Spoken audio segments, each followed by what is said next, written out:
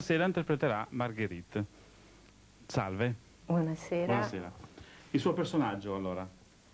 Margherita io la vedo dal punto di vista psicologico come la chiave di volta di tutto il dramma, nel senso che ho anche una mia opinione personale, un po' la accosterei diciamo all'uomo primo, Adamo, l'uomo che dalla sua originaria purezza decade, si corrompe attraverso la sofferenza e quindi una purificazione risale verso Dio. Così vedo Margherita. Margherita, il trionfo della luce sulle tenebre, Margherita che anche lei dalla sua purezza originaria, attraverso il peccato, attraverso il suo amore con Fausto, pecca, si corrompe anche lei e attraverso il dolore e la sofferenza per la morte del suo bimbo muore. Muore, ma nel morire si redime e quindi risale anche lei verso la scintilla divina che l'aveva originata.